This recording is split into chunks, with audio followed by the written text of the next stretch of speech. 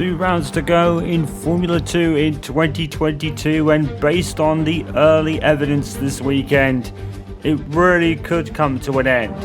Callie Mayer needs a 55 or so point lead at the end of Sunday's feature race to be the Formula 2 champion with a round to spare. And she's going all out for it. She scored to her pole position yesterday, already giving her 2 points towards that total. And I think she has to just more or less finish ahead of Lawson in both races to amass that. It is a tough task on the face of it, but this is Callie Mayer. She's been a model of consistency all weekend, and if she takes the title this weekend, she'll make history, and she'll make it with a round to spare. As we said, she qualified on pole position for tomorrow's feature race, giving her another 2 points to her almost unassailable advantage at this point. Another honourable mention for Logan Sargent. He's coming on strong to end the season since his promotion to Williams for 2023. Another honourable mention for Tatiana Calderon as well, who seems to be highly considered for one of the Formula 1 Academy seats next season as well. So it won't be just Callie Mayer competing, it may be Tatiana Calderon alongside Jamie Chadwick as well. That's just 3 of the notable names alongside 1 or 2 others. Down at the back, Ralph Boschung was 2 seconds slower. Qualifying was a lottery, so to speak. I think it rained at the start of the day, but a good move to the dry tyres towards the end. And Callie Mayer was almost unstoppable in that session. That of course means Callie Mayer will start 10th on this sprint race grid as the top 10 are all raised reversed. She's right in Liam Lawson's wheel tracks, who is realistically now the only person that can stop Callie Mayer from winning this championship. Callie has not really led it since the beginning, but she's really, from even day one, showed early signs that she was going to be one of the big hitters in this championship, but I don't think anyone really truly expected her to be this good.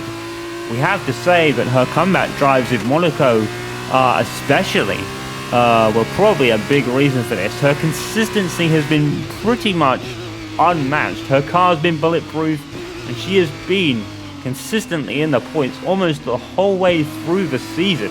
I think there was only one race that she didn't score any points, and I believe that was either the Silverstone sprint race or the Hungary sprint race.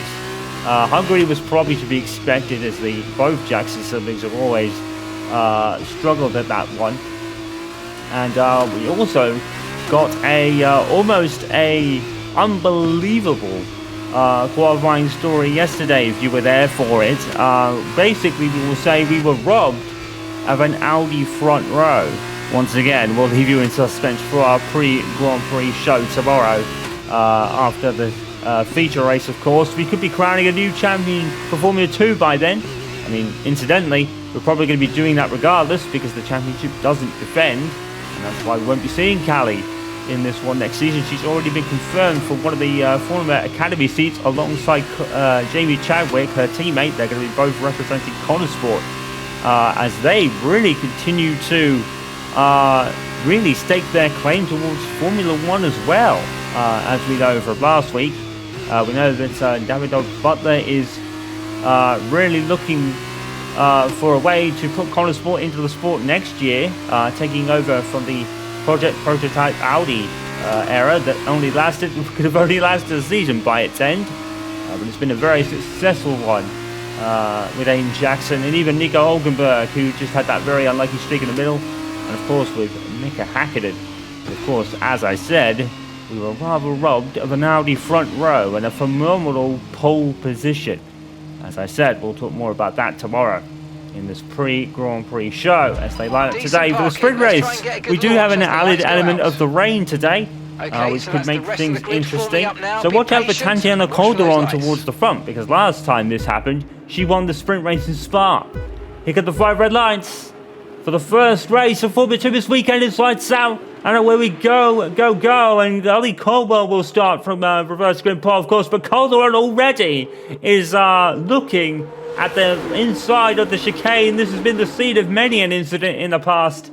Notably, I think the year 2000 was Obviously, Eddie Irvine and both Saubers were involved, but thankfully, through the massive rate of frame drops there, we have made it all through turn 1. Very well behaved through that corner. Of course, a couple of years ago, we had an infamous 4-wide moment going into that corner, which involved Aiden Jackson and Giuliano Malesi and others, and it was a pretty chaotic start. But here, today, we have gone all through, and we all survived that. So Ollie Caldwell still leads. He's taking the lead back from Calderon. It looked like Calderon got the better start there, but Caldwell probably just held it in through the second half of the chicane and was able to take back the lead. Callie May has already gone out ahead of Yuri Vips in the high-tech car, and she can see Liam Lawson ahead, barely through the spray, but that is Liam Lawson. So Lawson's lost a position somewhere. Jack Dewar is 4th. Who's moved up here? Sargent's gone down. I think Amori Cordial was the man who got the best at the start lower down the field, as he seems to be up to 6th now. And I say that because, of course, Liam Lawson lost a position. But then again, maybe not. I think I think now that I think about it, Lawson's actually gained a spot because he would... Oh, yes, he has. He's past Sargent. He's just past Sargent now, actually, around the outside. So Lawson doing exactly what he needs to do to try and keep the championship going till Abu Dhabi. But Callie Mayer, such is her season, it really could all be over. But Lawson is going to try and make sure that it goes to the last race. But watch that Dams car behind him, because that is Callie Mayer already up to 9th. And she's past Vips as we go onto the second lap. No DRS for so far this race. Probably the entirety. It's bucketing down out there, as you can see. We may have to swap for another set of wet tyres, because the wet tyre is probably veering towards intermediate conditions. But of course, Formula 2 doesn't run the intermediate tyres, so sometimes you probably are required to make a pit stop, even if it looks moderately wet, because the wet tyres really cope less with intermediate conditions. They'll still work, but they'll be a little bit warmer because there's a lot less water than there would be for full wets. But really, it does look like full wets out there, to be honest. You can barely see anything. But thankfully, I guess, to some degree, we are getting some racing in the wet conditions. So we've actually done a lot of it this year, as Callie Mayer already makes a move around the outside of Logan Sargent. And here she comes, already back in the points then on lap 2. We're going to start from Ollie Caldwell here. Look, yeah, he got brought down a little bit in the start, but I think he got a better second phase of it. We probably should see Tantan and Caldwell pretty soon. We don't, actually. Oh, there we go. There was our front wing. It was very close to there. Very well behaved, everybody. That's gold stars all round.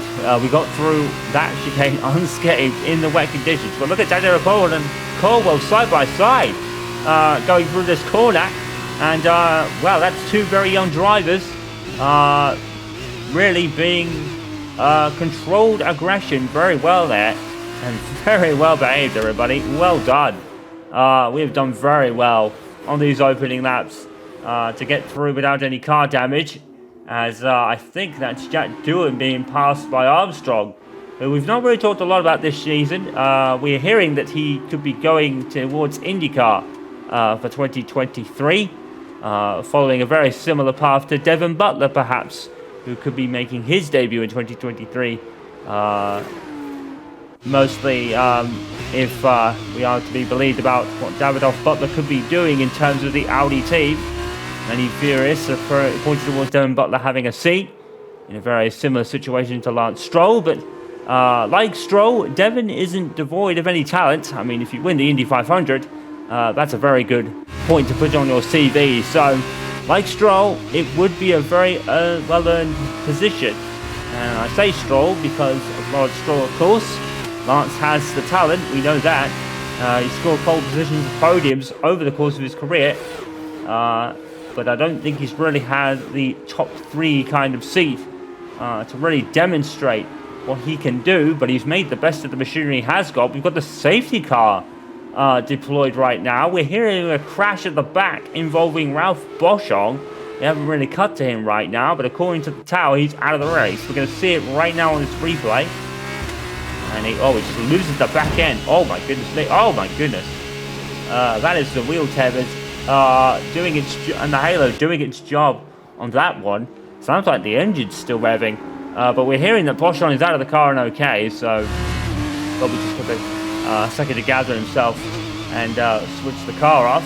That could have been a very scary incident, to be fair, but I think the wheel tethers did their job, and of course the halo did its job too. So Ralph Boschon, the ever-improving safety of these Formula vehicles, shows itself again. And Ralph Boschon is relatively unhurt, and that is good to see. So we're under the safety car on lap 4. This will increase the first stint of the wet tyres. I mean, logistically, you probably wouldn't have to pit. If this was Formula 1, I don't think you'd have to pit at all unless you wanted to move to the intermediate tyres. But it really doesn't look like intermediate conditions out there. It looks absolutely waterlogged, to be fair. And, well, we said how well-behaved everyone was in the opening laps, but unfortunately we've had a casualty in terms of do not finish. And that's Ralph Boschon. Unfortunately, he is okay. It probably looked worse than it is for Ralph Boschon. But he's safely out of the car and okay. It wasn't even his fault, really. He just took too much curb and no traction in these conditions, even on the wet tyres. And he was really just a passenger as soon as the car started to go. So Tatiana Calderon actually took the lead unbeknownst to us. Now, I'm going to assume that she had the lead before the safety car came out. We were very focused on what was happening behind. We didn't actually see Calderon pass to the lead in the Charoux car. So going for a second win in Formula 2 this season after winning the Belgium sprint race in very similar circumstances, but I don't think we had a safety car that day. We're going to go at least past the halfway mark without, I suppose.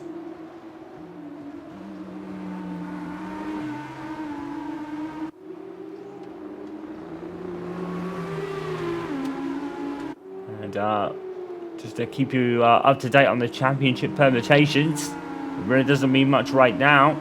Cali is only getting 1 point in this race. Oh, that's unfortunate. Logan Sargent has fallen down to 9th. He had a good qualifying position, so he'll probably make it up in the feature race later, or tomorrow, we should say. But unfortunately, he's out of the points as of now. And as we said, he's come on strong since his promotion to Williams for 2023. So there will be a lot of driver moves. We know Oscar Piastri is going to McLaren. Daniel Ricciardo seems to probably have his only option at AlphaTauri at the moment, as the safety car is coming in at the end of this lap, so it's a relatively minor incident, and we're going to be back under green flag right now.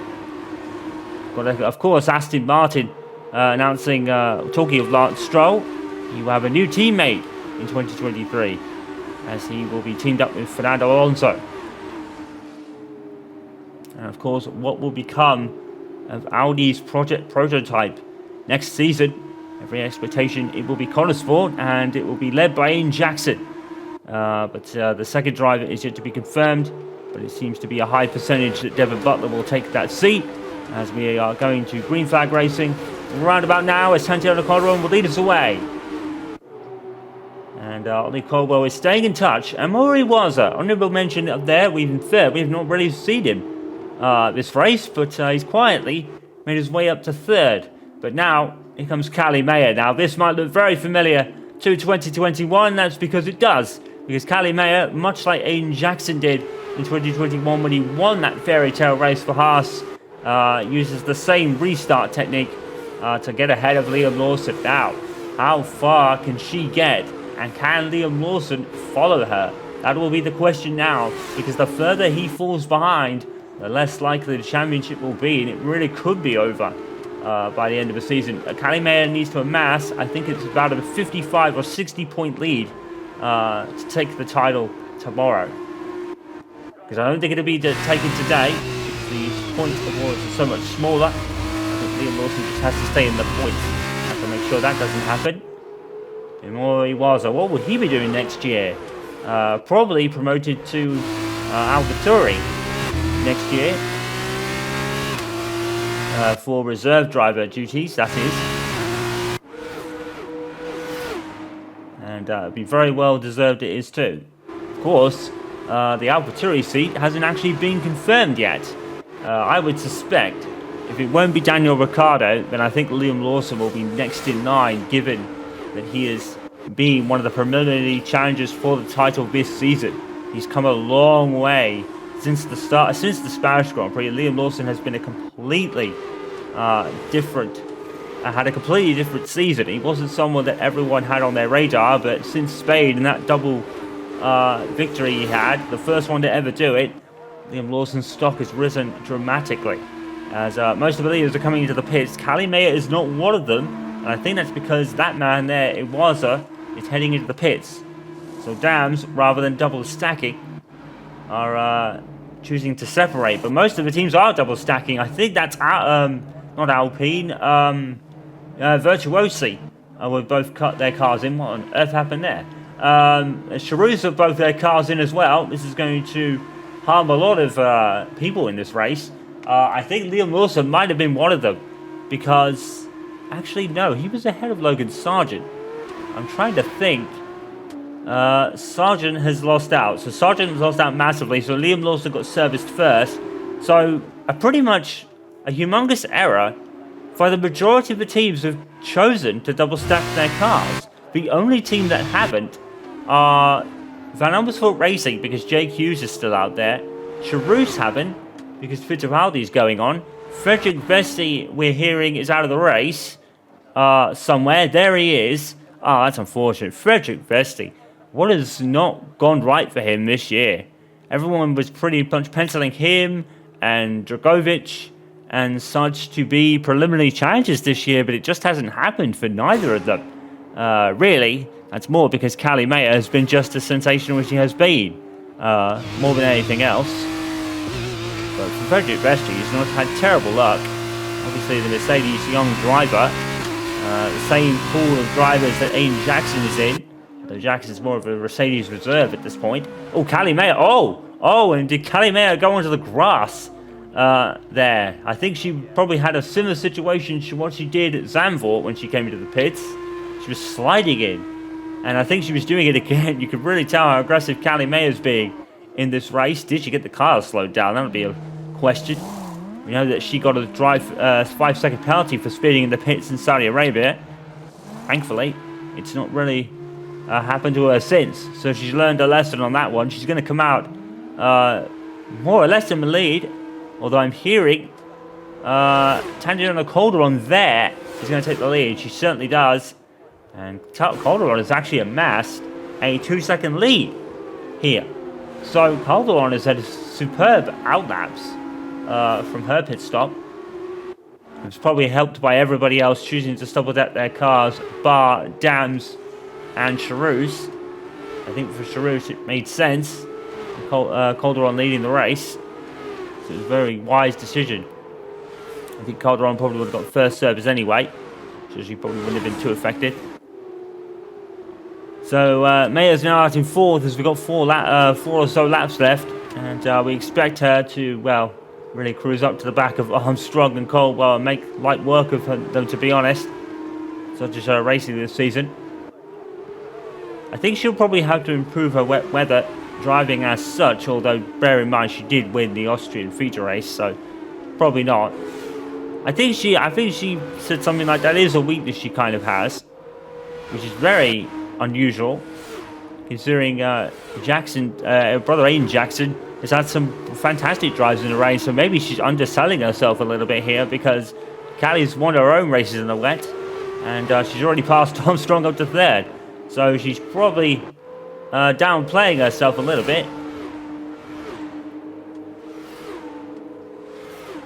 And, well, how about this?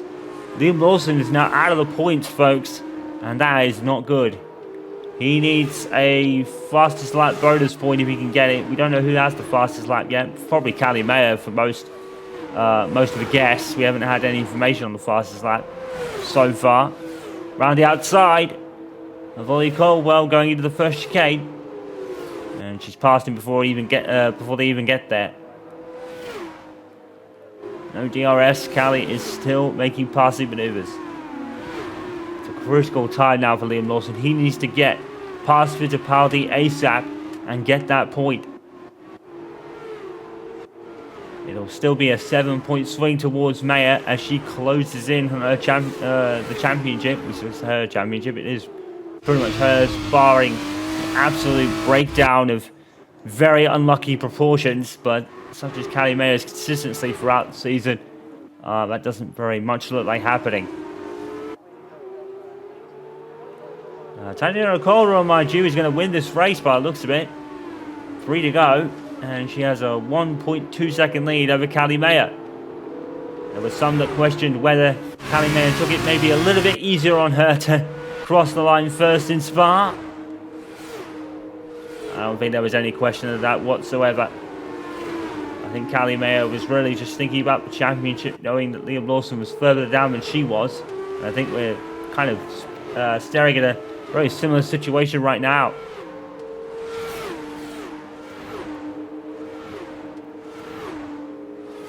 Callie Maya is not the sort of person to make it easy for others, as many will attest to over the course of this year. As Liam Lawson goes down the inside of Fittipaldi, this is a crucial move. And I have to say, if Daniel Ricciardo really isn't in line for the AlphaTauri seat, why not Liam Lawson? He really has deserved it. Definitely over the course of this year, it would be the most logical thing to do for AlphaTauri. Of course, that's following the fact that Pierre Gasly has been signed by Alpine to partner Esteban Ocon. And as I said back in Belgium, get your popcorn out, because that's going to be a very interesting team dynamic over the course of 2023 and maybe 2024 as well. Jack Doohan gets passed by Amuyu Iwasa. You got to feel sorry for Iwasa. He's been pretty much put in the shade by Callie Maya over the course of the year, so it's really nothing to do with him being poor performance-wise, because he hasn't. Very, very respectable, to be fair. I would not be surprised if he is getting for his own spot in that Red Bull family. He certainly has earned that distinction. Callie Maya could literally land a seat anywhere right now, such as her form. Ollie Caldwell is doing a very good job in third. He's part of the Alpine Academy. I think he's had the better of Jack Doohan for most of the season. Very unsung hero is Ollie Caldwell. Most disappointing season has to definitely go to Felipe Dragovic, however. Not really massive of his own fault, really. But everyone had him penciled in as a surefire champion for this season, but it really looks to be going to the most unlikely of people in Callie Maya, to be honest. Because Callie Maya doesn't have the talent. And she's proving right now around the outside. And is she going to pass Tatiana Calderon today? It's on the last lap of this race. And yes, she is an easy maneuver. Oh, she's outbraked herself a little bit. And she has to slow up. And I wonder if that was rather choreographed. I doubt it. I very much doubt it. Although Callie Maya does seem to be struggling. She's actually going around the outs, being passed by Ollie Caldwell here. So maybe that wasn't choreographed. And maybe Calderon has been slowed up. Because these four now are in right over it. There's a tablecloth separating them right now. So maybe Calderon's slowed up. I'm not really sure what happened there. I think there was a breakdown of who was where. By the looks of it, Calderon somehow has emerged back out in the lead. I think, to be fair, I think Callie Maya did slightly outbrake herself and then took to the inside curb, which left her offline on the exit of the first chicane. So I think it was just a slight mistake there by Callie, actually, to be fair. And now it's going to be the same 1-2 that it was in Belgium. Callie Maya is certainly not making it easy, is she? There was talk over Callie Maya probably being a little bit easier on Tatiana Calderon. That is not the case today. She's taking it right to the final quarter if she can. Who is going to win this race? Ollie Caldwell is being pursued by Marcus Armstrong. It would be a very strong podium, but if he got it, and he has. Has he kept it? We're going to the final corner. Looks like Tatiana Calderon is going to win today's sprint race then. Very much like she did in Belgium. Ollie Caldwell just has held off Marcus Armstrong. for third, ahead of Cordial Dragovic, Jake Hughes, and crucially, it looks like Liam Lawson is going to get a point. It's not going to be much, however, and he scored the fastest lap as well, right at the last. So that is a total of 2 points that he lettens the pull away by for Callie Mayer. She gets 8 points for second, of course. So the gap is now increased by 6, I believe. Yes, because Liam Lawson did in the top 10 in both races. You can score the fastest lap, I believe. So Lawson gets 2 for his kind of fight towards the end. So it's not over yet, but I believe now if it was to finish 1-2 between Callie Mayer and Liam Lawson in the feature race tomorrow, that would win Callie Mayer the championship.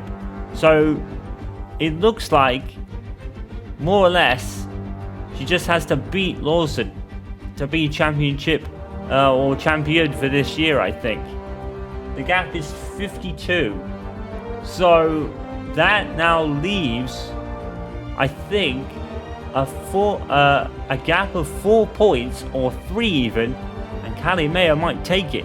60 would definitely seal it, because I think there is a total of 35, 37, 38, I think it's 39. Callie might have already won it, because I think the total of points you can earn over a weekend is 39, with the win in the feature race, win the sprint race, that's 35, pole position, that's 37, and another 2 points for fastest lap, that'd be 39. So, has Callie won it already? Maybe. But in any case, the win tomorrow would seal it and be beyond doubt. Carlin up to second ahead of Prema. That's a good shout. But that's all been matched by Liam Lawson's superb year. So tomorrow, it looks like it may have settled already, but tomorrow for sure is a day of destiny then for Callie Mayer, as she looks to make history as the first ever Formula 2 champion. We'll be here to witness a possible history-making day when Formula 2 returns for the Monza feature race.